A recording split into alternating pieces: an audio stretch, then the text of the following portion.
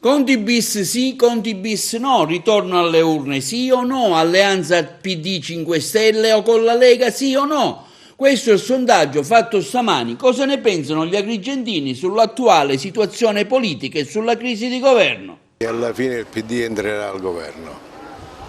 Chi potrebbe essere Conti bis o un altro nome? Penso un altro nome, non ha senso Conti bis. Salvini cosa ha fatto, Carachiri? Purtroppo sì, ha rovinato tutto il lavoro che aveva fatto in passato e oggi ha fatto un errore che in politica non è consentito. E Mattarella che farà? Vedrà cosa farà Napolitano.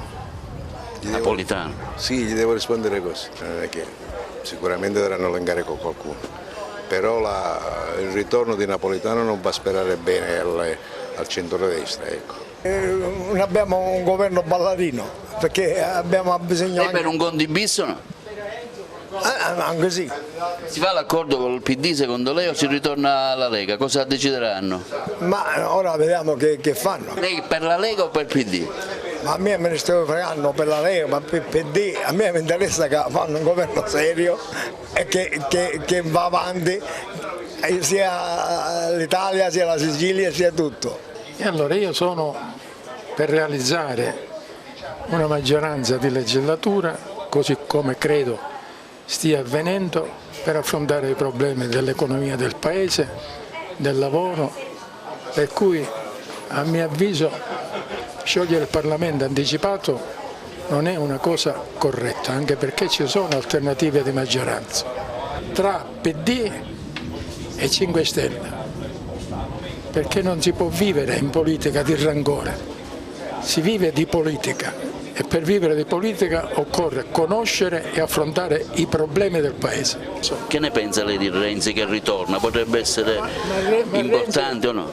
Ma Renzi ha avuto la lucidità politica, come credo sia sua natura, di porre il problema e di mettere tutti i partiti in condizione di affrontare la realtà che lui ritiene di suggerire, che è quella che si sta poi alla fine realizzando. No, io sono per andare a votare, perché tutte queste inciuci, queste cose per me non funzionano, perché 2 giorni prima si dicono parole, si offendono anche gravemente e poi fanno le sue... perché anche i 5 Stelle hanno paura di andare a votare, perché se vanno a votare detto a Di Maio neanche si può candidare, la seconda candidatura, la terza non c'è, perciò tante di loro si possono anche vendere. L'unica cosa certa è che effettivamente si è creata la condizione in cui un personaggio di grandissima caratura, qual è il Presidente Conte, ha certificato la sua discesa in campo come leader politico. Tutti i discorsi che attenevano a qualche mese fa rispetto agli equilibri e alla leadership del Movimento 5 Stelle di fatto sono messi in discussione, perché io da 5 Stelle, sostenitore 5 Stelle, riconosco che Di Maio o chi per lui non ha lo spessore politico che ha dimostrato di avere il Presidente Conte, perché una persona che riesce a sbandellare, a disintegrare il presunto padrone d'Italia in Parlamento con garbo, cultura e determinazione sicuramente è di uno spessore, di una caratura superiore, perché fino a qualche mese fa si parlava di un pupo in mano a 2 esperti della politica. L'altro giorno in Parlamento si è stato dimostrato come il puparo e si chiama Giuseppe Conte, i pupi sono altri, ma non mi riferisco solo a Salvini.